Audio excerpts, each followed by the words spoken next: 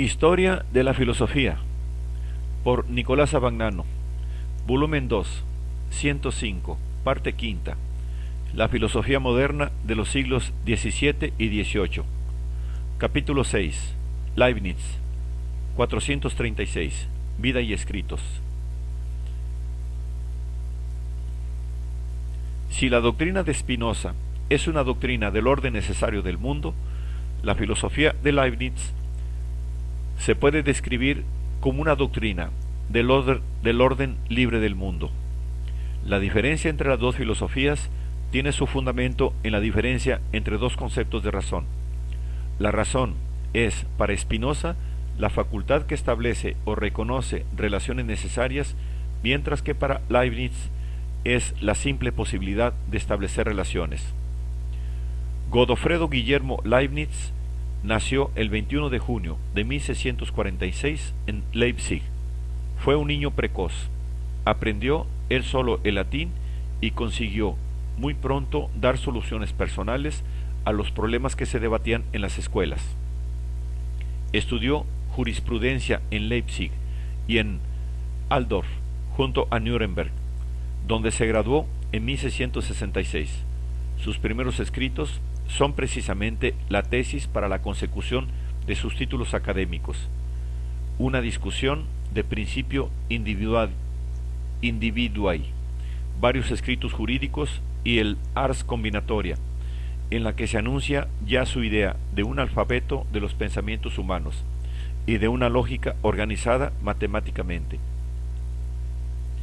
En Nuremberg, Leibniz conoció al barón de Boineburg, uno de los políticos alemanes más eminentes de su tiempo, que le llevó a Frankfurt y lo presentó al elector de Maguncia.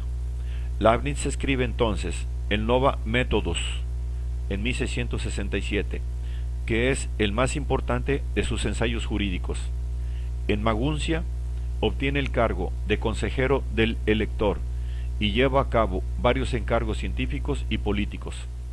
Comenzaba así su actividad política, que ocupó mucha parte de su vida y que, aun siendo inspirada por circunstancias ocasionales y por el interés de los personajes que se sirvieron de él, obedece en su conjunto a un grandioso plan, el de una organización política universal al servicio de la civilización y de la ciencia.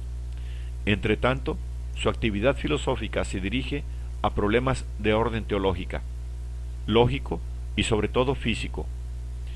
En 1671 compone Hipótesis Física Nova. Empieza también en este periodo aquella correspondencia con los mayores sabios de su tiempo, en la cual está consignada una buena parte de su actividad como escritor.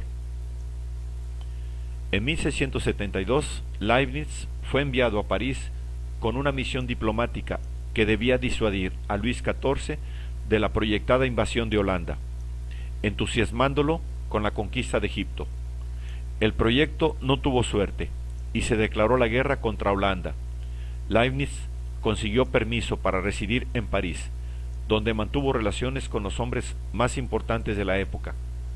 Permaneció allí 4 años, que fueron decisivos para su formación científica.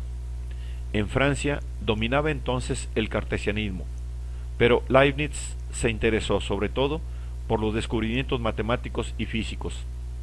En 1677 descubre el cálculo integral, que sólo hizo público en 1684 en los Acta Eruditorum. El cálculo integral había sido ya descubierto por Newton unos 10 años antes, pero Leibniz llegó a su descubrimiento independientemente y lo formuló de modo que fuera más fecundo, haciendo posible una aplicación más rápida y cómoda del mismo. En 1676 regresa a Alemania, donde aceptó el puesto de bibliotecario del duque de Hannover, Juan Francisco de Brunswick-Luneburgo.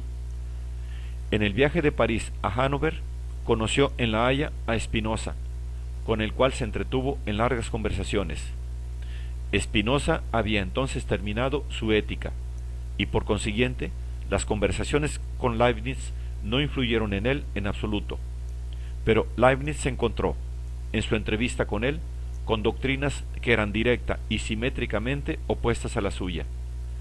Y esta doctrina llegó a ser, en sus escritos filosóficos, y especialmente en la Teodicea, su punto constante de referencia polémica. Leibniz acabó por ver en la doctrina de Spinoza la expresión típica del ateísmo, del naturalismo, y especialmente de aquella necesidad ciega que niega la libertad humana y la providencia divina. Leibniz permaneció durante toda su vida al servicio de los duques de Hannover, primero bibliotecario, luego historiógrafo de la casa, tuvo de los príncipes de Hannover los más variados encargos y fue el defensor teórico de su política. A este fin compuso numerosos escritos políticos. Su obra mayor en este campo es el estudio histórico que emprendió sobre los orígenes de la Casa de Brunswick, que pretendía descender del mismo tronco de los Este. Para demostrar con documentos la actitud de esta genealogía, Leibniz viajó durante 3 años, de 1687 a 1690, por Alemania e Italia, consultando archivos con el fin de descubrir documentos. Pero en el viaje tuvo ocasión de conocer a diversos sabios y personajes y nutrir su insaciable curiosidad científica. Fue más conforme a sus ideales el proyecto, en el cual trabajó largamente, de reunir la Iglesia católica con la protestante. También este proyecto le fue sugerido por el interés de los duques de Hannover, que siendo católicos gobernaban un país protestante. Leibniz comenzó una larga correspondencia con muchos personajes eminentes de su tiempo, y especialmente con Bossuet, que defendía el punto de vista católico. El proyecto fracasó, pero los intentos hechos por Leibniz en esta ocasión revelan el aspecto fundamental de su pensamiento, que es la tendencia a un orden universal, en el cual encuentren sitio y se armonicen espontáneamente los diferentes puntos de vista. Esta misma tendencia se revela en sus intentos de organizar en Europa una especie de república de las ciencias en la cual participarán, a través de las academias nacionales, los sabios de toda Europa. En 1700 fundó en Berlín, según el modelo de las sociedades de París y Londres, de las cuales era ya miembro, una sociedad de las ciencias, que se convirtió luego en la Academia Prusiana.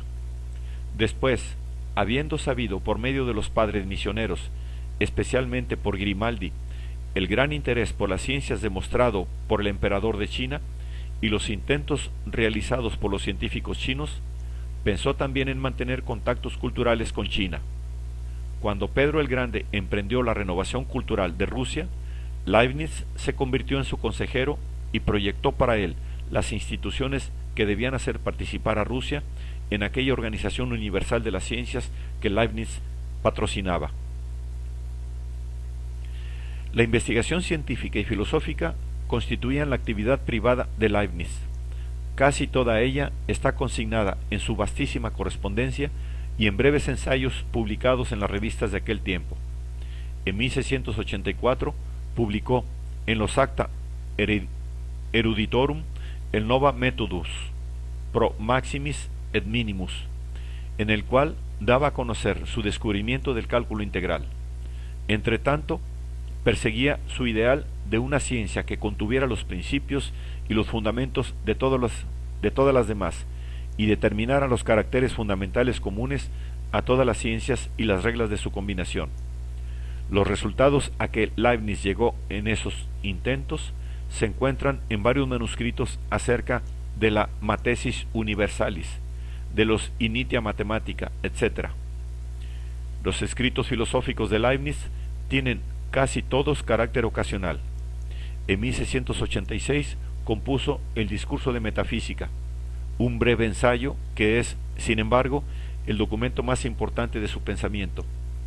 A este siguieron el Nuevo Sistema de la Naturaleza y de la Comunicación de las Sustancias, 1695, los Principios de la Naturaleza y de la Gracia fundados en la Razón, 1714, la Monadología, 1714, escrita para el príncipe Eugenio de Saboya, al que conoció en Viena. Los Nuevos Ensayos sobre el Entendimiento Humano, 1705, que es una crítica de la obra de Locke. El único libro publicado en 1710 por Leibniz fue el ensayo de Teodicea, que tiene su punto de partida en las críticas expuestas por Bayle en el artículo Rorarius de su Diccionario Histórico y Crítico de la Filosofía. Leibniz no escribió nunca una exposición completa y sistemática de su pensamiento. Sus últimos años fueron los más desgraciados. Había acumulado una cantidad de cargos que le daban copiosas rentas, pero le distraían de su trabajo de historiógrafo, al cual el príncipe hubiera querido verlo dedicado. Cuando murieron sus protectoras, la reina Sofía Carlota y su madre Sofía, le prohibieron moverse de Hannover y se procuró humillarlo de mil maneras. A su muerte, el 14 de noviembre de 1716, era ya un hombre olvidado, y ni siquiera se conoce el sitio en que su cuerpo fue sepultado. Aunque Leibniz no haya sido un filósofo de profesión, ha manifestado en todas sus diversas actividades una exigencia sistemática y universalista que tiene verdadero carácter filosófico. Cualquiera que fuese el problema particular considerado, enseguida lo reducía a un principio general y lo reconocía como elemento de expresión de un sistema universal. Su filosofía no es otra que el intento de fundar y justificar la posibilidad de un sistema de tal clase.